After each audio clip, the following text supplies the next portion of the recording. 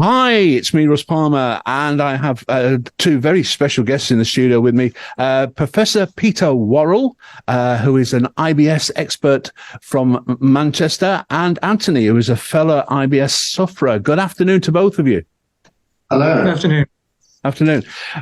Now, Professor Whorwell, I am really, really grateful you've took the time to come to talk to Can Do FM, but on a personal level as well, because I am an IBS sufferer and I have lots and lots of questions.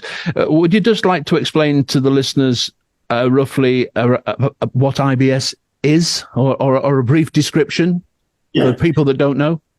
It's a condition of the bowel where patients suffer from abdominal pain, quite often abdominal bloating, and some disorder of the bowel habit, which is either constipation or diarrhea, or some patients get a mix of the both.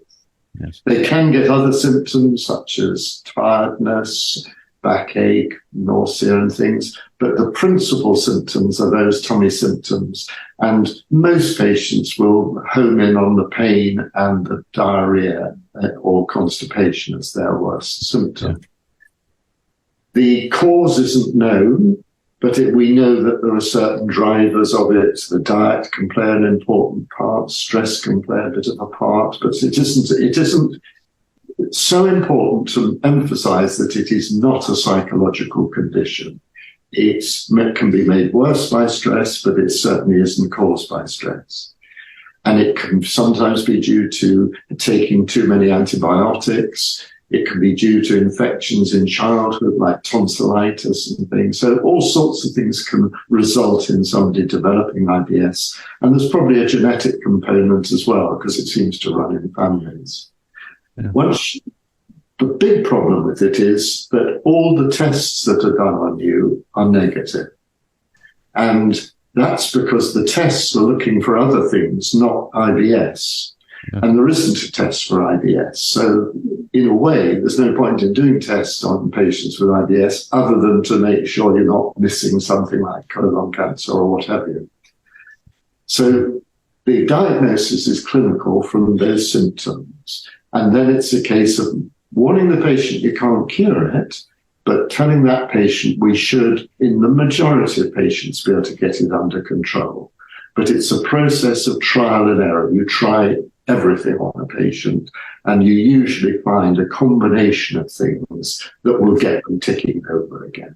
Yeah, I mean, and I'm sure Anthony can sympathise with this. I found once they tested me, they thought I had diverticulitis, first of all, and I did have a colonoscopy, and it then went back to IBS.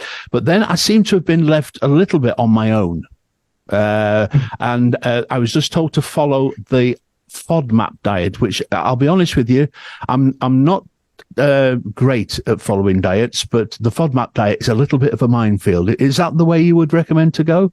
Yes, it's certainly worth trying. As I say, try anything. Yes. It's quite a big deal doing the FODMAP diet.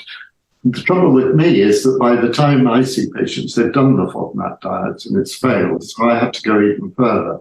Yeah. But one of the just overall advice you can give to the diarrhea type of IBS is to be wary of fiber.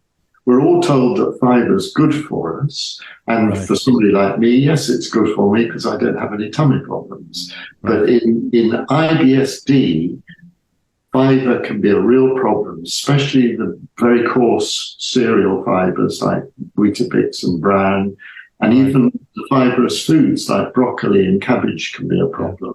Yeah. And fruit can be a problem. So the patients get a bit bewildered by that because they think they're eating healthily, and yet they're quite often making their tummy worse. Right. And yet other people, diet is absolutely fine. They can eat what they want. But the majority of the IBS diarrheas will say, yeah, eating's a big problem. Yeah, every time I eat, my bowels seem to kick off. And like you, the trouble is when they do need to go, there's like one patient used to call it a photo finish. Yes, exactly. I mean, yeah, bringing Anthony in, do you follow the FODMAP, Anthony, or do you have a specific diet? Well, fully enough, Russell, a lot of what you've said there reminds me of my early days going to consultants. As Peter said, the FODMAP does work for some people, but I've had IBS since I was an infant, a small child. Yeah. And I'm 41 now. Yeah. And I spent 30 odd years of tests. I had my first colonoscopy at 16. I've had, I think, 6 of them. Barium meals tests, nuclear medicine tests, all of that. None of the diets worked for me, I should stress. Doesn't mean they wouldn't work for you or somebody else suffering from IBS. Yeah. Some people do have trigger foods, but for me, nothing worked. And certainly by the time I got to meet Professor Yannicke, who began the trial for the Enteros gel that we're discussing today, I said to him, this is the last throw of the dice for me, and then I'm going to kill myself. Yeah. And Peter will tell you that's not an uncommon thing for IBS sufferers. About a third of sufferers get to that stage. I was going to the toilet 20 plus times a day. Yeah. Got to the point where I lost my job, my relationships, my home. I lost everything through it. It was completely catastrophic. It ruined my life, to be honest, IBS. Yeah. And it remained that way until I started the medical trial in 2019 in Durham. Professor Yannicke, and the Enteros gel has completely changed things for me without having to change a diet. I eat predominantly what I want.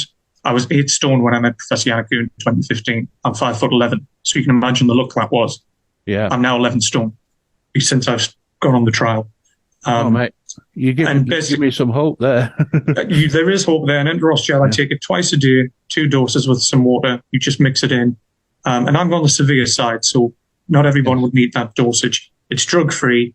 There's completely no side effects. You can even use it in children. Within a week, my symptoms have gone from 20 plus times a day down to 3 to 4. That is a massive reduction for somebody with that kind of amount of times of opening your bowels a day. The abdominal pain was the big thing for me, and that was pretty much eradicated. So whilst FODMAPs definitely have a benefit to them for some sufferers, as Peter will say, IBS is not a one-size-fits-all. And it's something you'll be finding yourself, Russell, going through these tests and talking to other people. Not everyone has the same symptoms. And I think what you're probably finding now is you're at that stage where you feel like you've been left in the wind a bit, and who do you turn to next?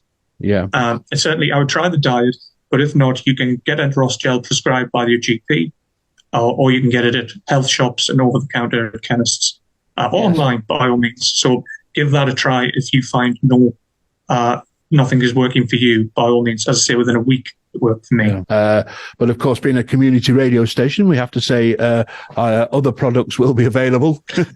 Indeed, apologies. Yes, and of course, as you quite rightly say, please consult your doctor, about taking any sort of medication. Going back to you, Professor, my holidays revolve for me around, diets. We started to go all inclusive because I've become afraid of dining out and then walking back to the hotel, if that makes any sense, if I'm abroad and things like that. So, I mean, for somebody like me, is there any help available or out there?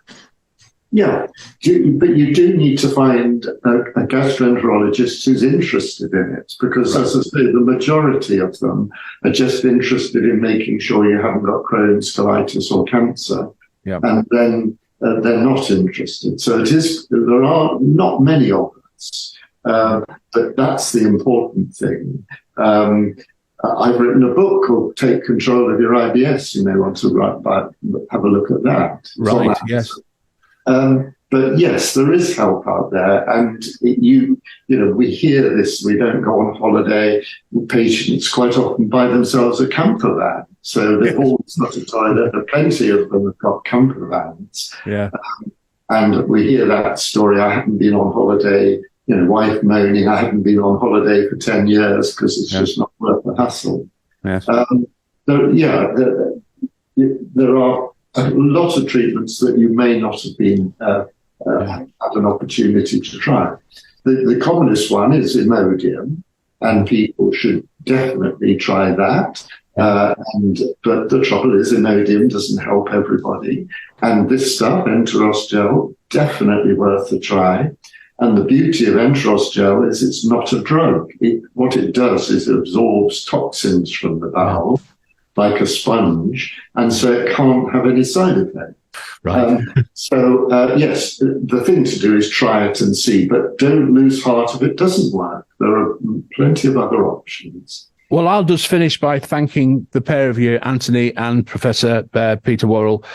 You've answered a load of questions, and it is really comforting to know that there are people out there that do care about IBS, and I will try to stick to the FODMAP diet. I'll try and be a good boy. Thank you both so much. It has been so valuable talking to you, pair of you.